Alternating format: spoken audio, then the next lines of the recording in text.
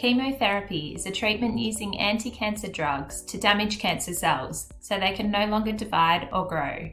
It works by entering your bloodstream, either by a tablet or capsule taken by mouth, a subcutaneous injection into the fatty tissue of your skin, a drip into your vein, or a needle into your spine. Your treating team will discuss with you the appropriate chemotherapy drug and form of delivery specific for your treatment. Throughout treatment, you may experience some side effects. Not everyone experiences all of them, but they may include fever and an increased risk of infection, nausea, the sick feeling in your stomach, or vomiting, bringing up your food, loose stools numerous times per day, known as diarrhea, or stools that are hard to pass, known as constipation, not feeling hungry or losing your appetite, temporary loss of hair, feeling more tired and worn out than usual, mouth sores, loss of sensation in your feet or hands, and forgetfulness or difficulty remembering things. These symptoms may worsen as your treatment cycle goes on, but should improve once it's completed. Talk to your treating team about your experiences, as they can provide suggestions for relief.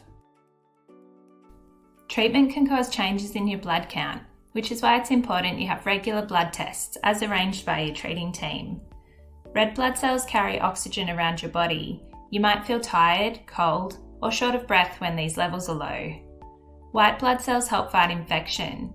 These include neutrophils, which can become low during treatment and means that your body can't fight infection as well as usual. Platelets help to form clots to control bleeding and bruising. During treatment, these also become lower than usual, so extra care must be taken to prevent bleeding. You may at some point require a red blood cell or a platelet transfusion to top up your blood count levels, but your treating team will let you know if and when this is required. During and after treatment, there are extra things you will need to do to take care of yourself. Check your temperature as often as advised by your treating team, and anytime you're feeling unwell. Seek medical advice immediately if it's over 38 degrees Celsius. Take anti-nausea medication as prescribed, as it can help prevent the onset of nausea before you experience it. Shower daily with a mild soap to prevent bacteria on the skin, and use a gentle moisturiser to prevent dryness or cracks. Brush your teeth with a soft toothbrush twice a day and use gentle saltwater mouthwash, notifying your treating team if any white areas develop. These are known as mouth sores. As your platelets may be low, extra care should be taken to avoid bleeding. Use an electric razor for shaving, be gentle when blowing your nose, and avoid contact sports. If you have a central line, also known as a pick or Hickman line, examine the skin daily to check for redness, swelling, or tenderness around the site. Keep the dressing dry at all times, and if it becomes wet or peeling away, call your treating ward to arrange a dressing change. Also check that the caps remain on each lumen. If you're attending hospital for treatment, bring a book or something to keep you entertained. If you have a central line, wear a button-up shirt so the nurse can access it easily. There are extra things you can do to stay healthy and safe when out and about. Try to keep active with 30 to 60 minutes of light exercise per day, such as walking. You'll be more tired than usual, so do also make time to get enough rest. Notify your doctor if you're having trouble sleeping or unable to get out of bed. Some medication can make your skin extra sensitive to the sun, so avoid direct sunlight and wear sunscreen and a hat when outdoors. Maintain safe social distancing or wear a surgical mask when avoiding crowds is not possible. Also be considerate of what you're breathing in. Avoid tobacco smoke and dusty construction sites, as these can increase your exposure to respiratory infections. Practicing good hand hygiene can dramatically reduce germs. Wash your hands or use hand sanitizer after using the toilet, before and after meal preparation, eating or taking medication, after sneezing, coughing or nose blowing, and after touching objects, pets or other people. As you will be more susceptible to infection, some activities should be avoided.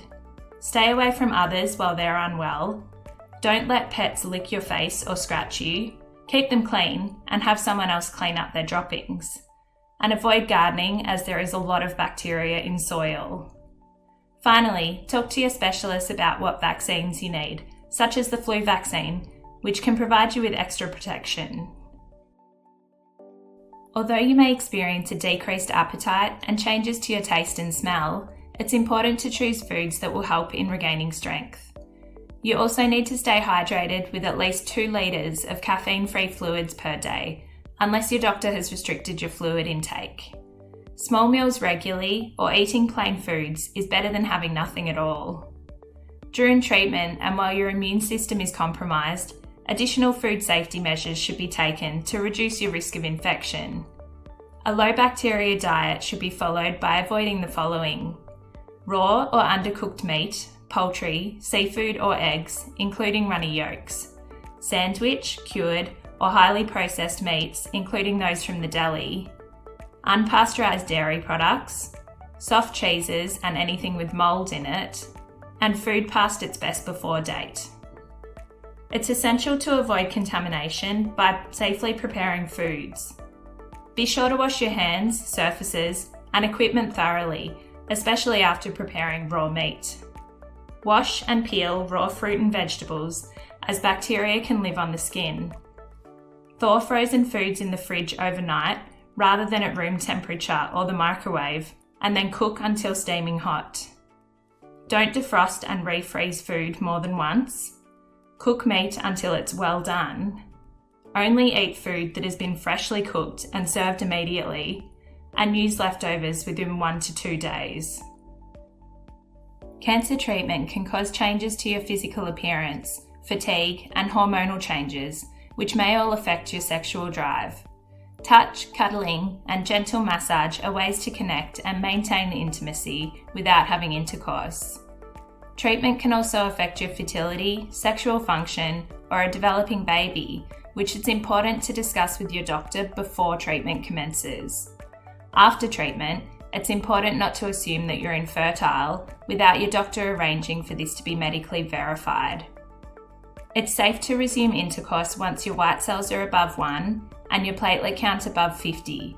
However, condoms are recommended during treatment to protect you from sexually transmitted infections, pregnancy while there's risk to a developing baby, and to protect your partner from exposure to bodily fluids that are potentially cytotoxic. Some women may experience vaginal dryness, for which lubricants such as KY jelly can be used, while men may experience erectile dysfunction.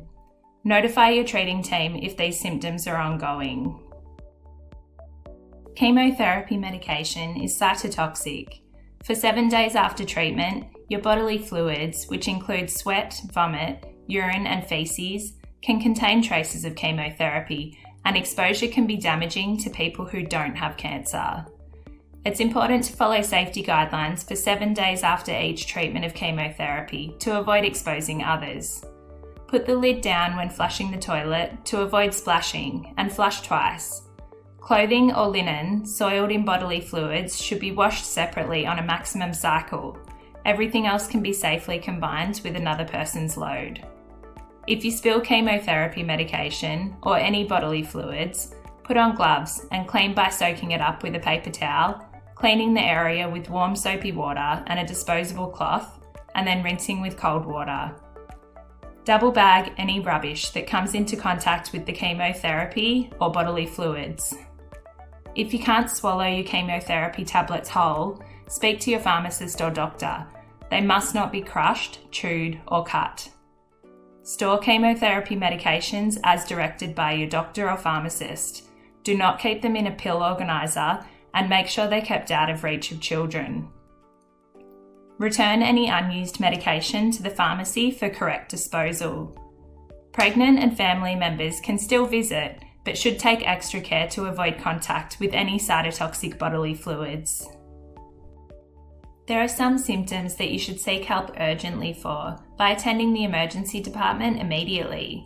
These include a temperature of 38 degrees Celsius or higher, chills, sweats, shivers or shakes, breathing difficulties, uncontrolled diarrhea, if you're unable to keep any food or drink down, or pain that you can't get under control with your prescribed medication. Some further symptoms should be reported to your treating team as soon as possible. These include a headache or stiff neck, a sore throat, cough or cold, mouth sores, rash or redness of the skin, swelling, redness or tenderness, especially around a wound, catheter site or rectal area, and pain or blood when passing urine. Your health service may advise you to contact your nurse coordinator, treating ward, or doctor for guidance on managing these symptoms.